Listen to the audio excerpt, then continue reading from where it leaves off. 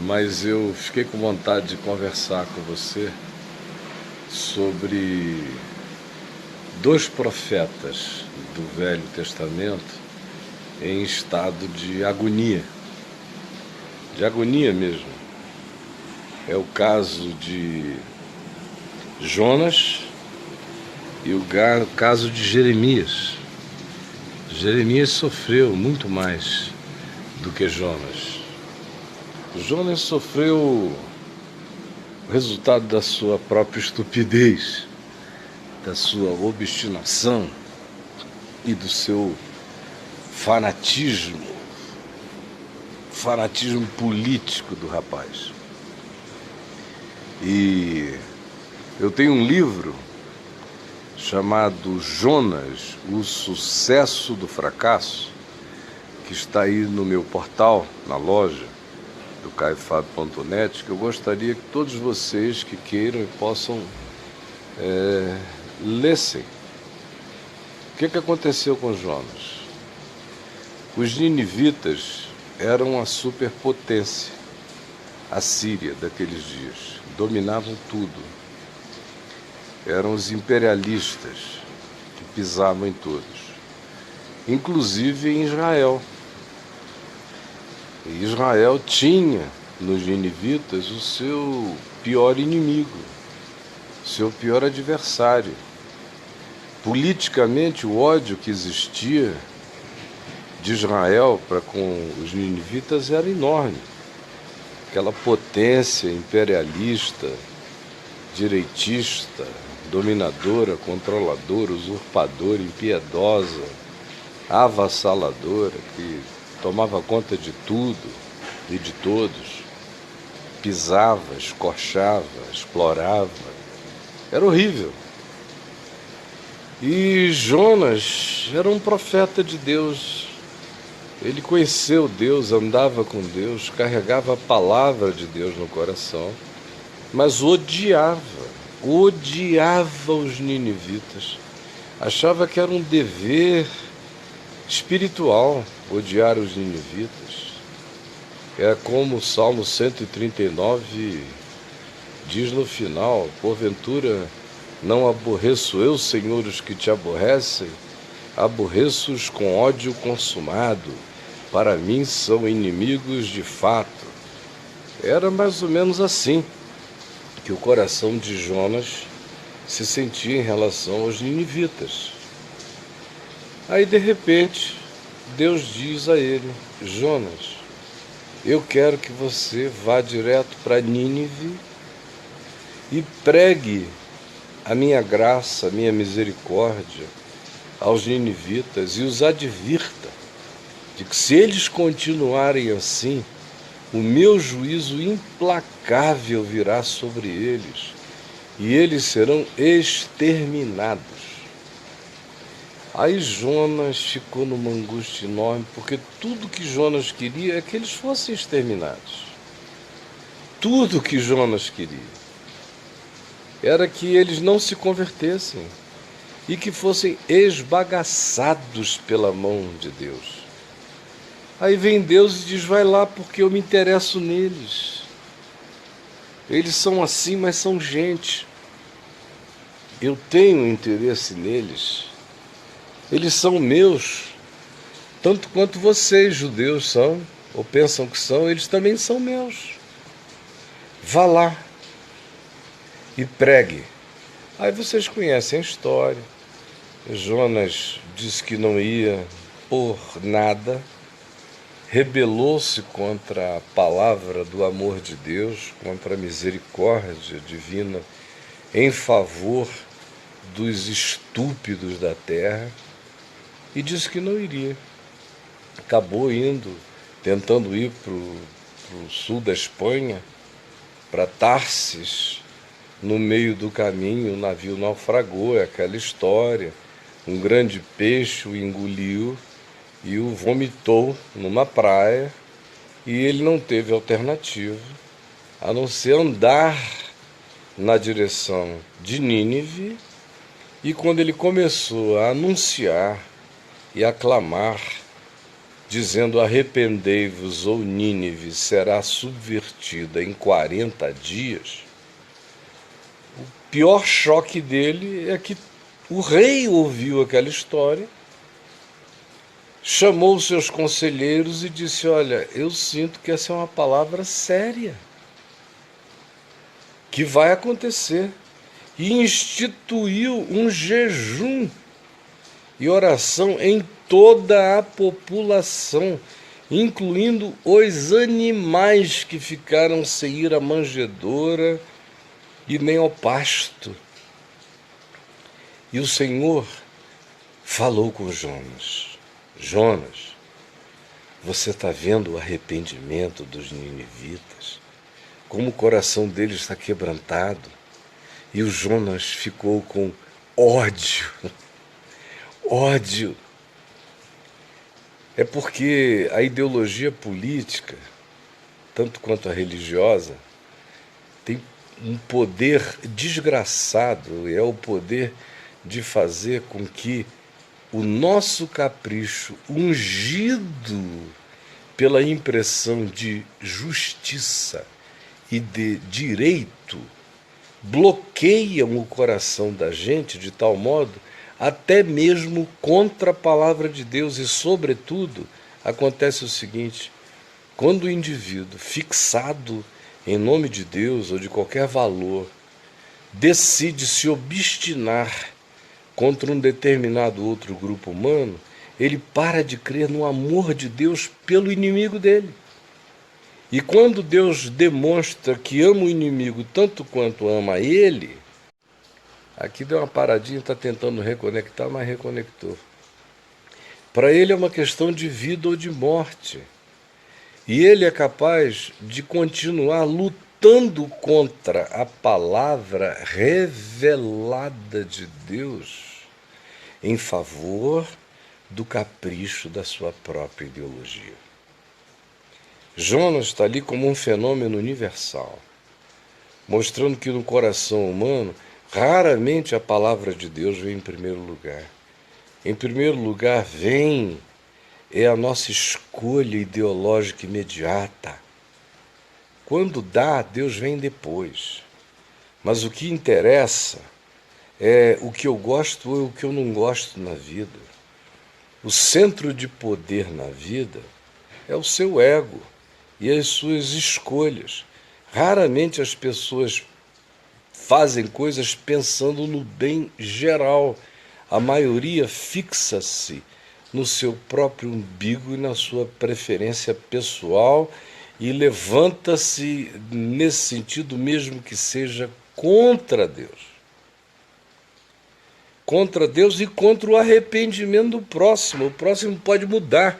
Nesse caso, o cara não quer que o próximo mude, não quer que o próximo melhore, não quer que ele se altere para o bem, não quer que ele desista do mal, porque se ele desistir do mal, ele não vai receber a devolução do mal sobre ele.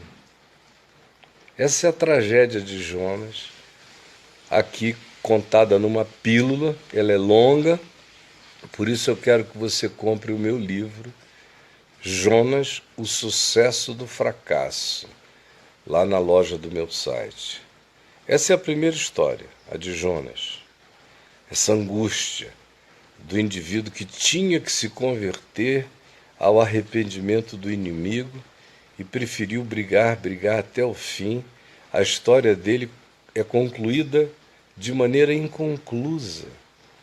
Ela termina com uma pergunta de Deus: por que tu, que estás dando tanto valor à erva que eu fiz crescer para fazer uma sombra na tua cabeça, estás zangado agora porque a erva morreu e não enxergas que fui eu quem criou os ninivitas, toda a criação que está à volta deles? Tu amas uma erva que te deu uma sombra e queres que eu não ame os teus inimigos que eu mesmo criei, que são tão meus filhos quanto tu? Essa é a linguagem esmagadora de Deus para Jonas, que deveria ser para todos nós que estamos viciados em fanatismo ideológico de qualquer natureza. A segunda história é a de Jeremias, em relação a uma outra figura patética, pavorosa, Nabucodonosor. Nabucodonosor era mais do que o cão chupando manga. Nós não temos uma única figura mundial que seja páreo hoje para o Nabucodonosor. Nabucodonosor era Deus e um Deus louco. Zeus, grego no Monte Olimpo, era mais equilibrado do que Nabucodonosor. Qualquer divindade grega era mais sã do que Nabucodonosor. Satanás estava com ciúme de Nabucodonosor, de tão narcisista que Nabucodonosor era. E esse cara, o profeta Isaías nos diz, contra os sábios judeus, a religião judaica, o establishment judaico, os sacerdotes do templo, Isaías disse que Deus tinha tomado Nabucodonosor como uma navalha alugada para fazer barba, cabelo e bigode em Israel por causa da idolatria de Israel, por causa da corrupção de Israel, por causa da grande prostituição e da perda de toda noção de caráter, de amor, de compaixão e de justiça em Israel. Por isso, Nabucodonosor, o perverso, tornara-se para Deus uma navalha que ele alugara para fazer barba, cabelo e bigode. Por outro lado, Isaías dizia: Deus, no entanto, o julgará. Ele será servo de Deus para cumprir esse objetivo em relação a Israel. Mas a maldade com a qual ele faz todas as coisas em todos os lugares vai ser julgada a seu tempo. Ninguém duvide disso. O indivíduo, às vezes, é servo inconsciente para cumprir um papel tópico, mas nem por causa disso vai deixar de receber o devido juízo por todas as escolhas de perversidade que fez. Se a gente entendesse somente isso, um monte de coisas e um monte de idolatrias e de opiniõezinhas pequenas e tópicas desapareceriam da nossa mente e a gente ganharia uma macro perspectiva histórica com a soberania de Deus sobre tudo. Mas o que Isaías disse ainda era bolinho. As coisas ficaram muito complicadas foi quando Jeremias começou a profetizar mais do que isso. Jeremias começou a dizer que Nabucodonosor não só viria, como Isaías já tinha dito, mas ele se tornara essencial. Que sem Nabucodonosor, Israel não seria curado. Que Israel precisava. Era uma questão de pedagogia histórica para salvar Israel da idolatria e de um monte de outras corrupções nas quais o país tinha vivido, sem o qual ele não evoluiria. Que Nabucodonosor e o cativeiro que ele traria, levando Israel para a Babilônia, eram condição sine qua non para iniciar o processo de cura da alma coletiva de uma nação presunçosa, arrogante, que não praticava a idolatria dos outros povos, mas que tinha em si mesmo o seu próprio ídolo, que se adorava como o povo de Deus e que se tornara nojento por causa disso. E aí piorou ainda a situação, sabe por quê? Porque Jeremias anunciava isso em Jerusalém. E ele começou a ser acusado de traição. Traição. Parecia até que ele era em favor de Nabucodonosor. Ele não era. Ele achava Nabucodonosor um diabo histórico inominável.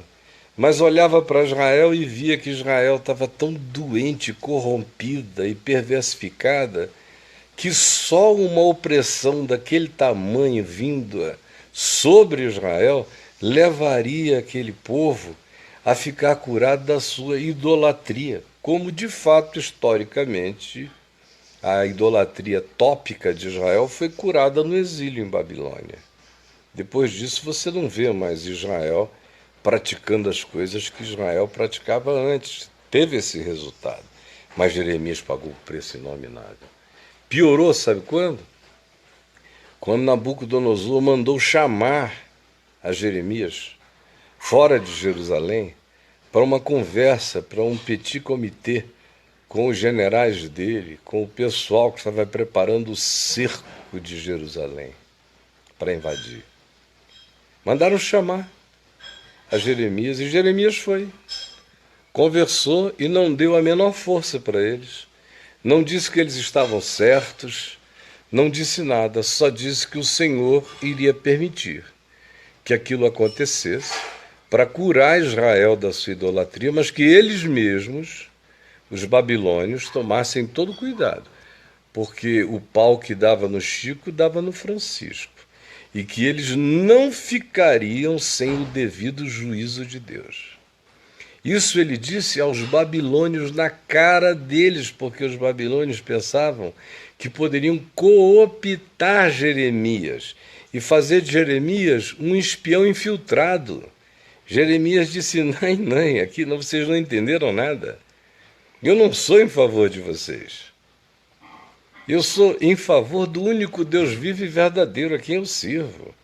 Eu não sou nem em favor de Israel na perspectiva de preservar Israel a qualquer preço e a qualquer custo. Israel só faz sentido se for um povo de propriedade exclusiva de Deus para obedecê-lo. Se não for, é como qualquer outra nação na terra e ainda pior, porque conhece a revelação, vai apanhar muito mais. Porque aquele que diz eu sei e entendi, aumenta infinitamente as suas responsabilidades diante de Deus. Quando Jeremias voltou para Jerusalém, meu Deus, o circo estava montado. Tratado como traidor aonde ia, está ali, o X9.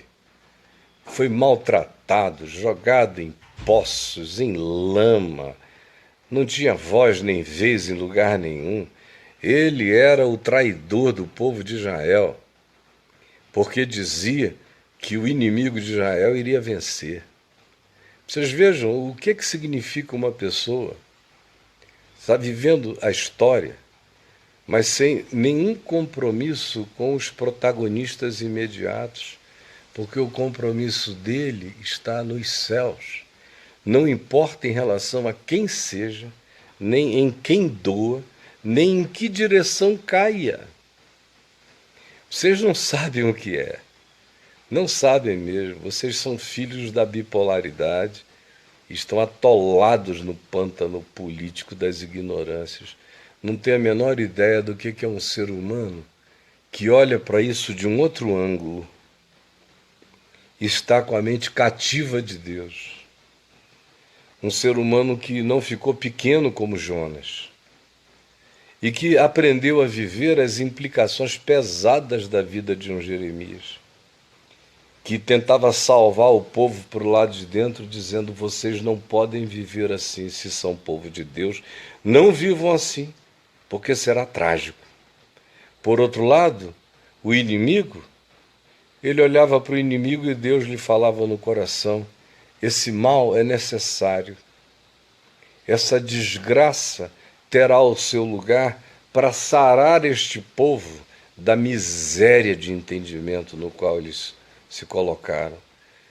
Porque existem certas circunstâncias em que as pessoas só entendem a verdade quando são massacradas por ela.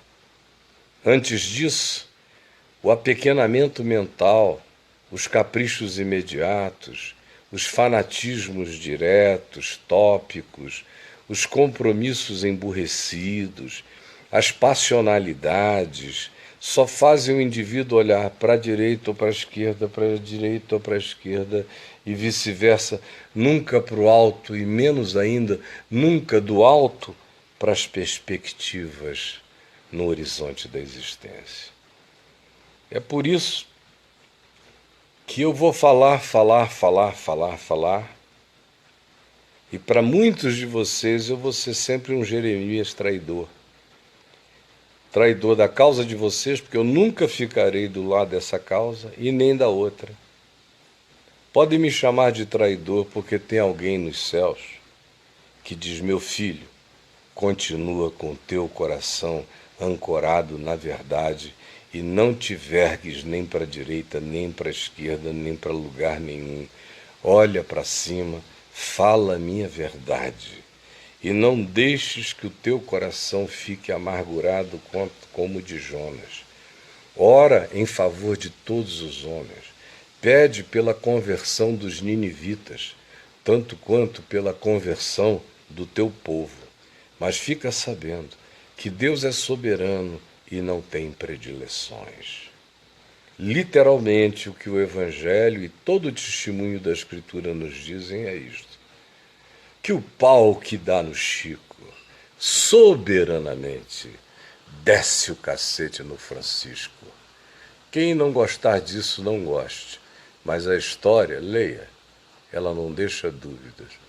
Agora, se você quiser lutar contra a verdade, fique à vontade para entrar de cabeça na ponta da espada.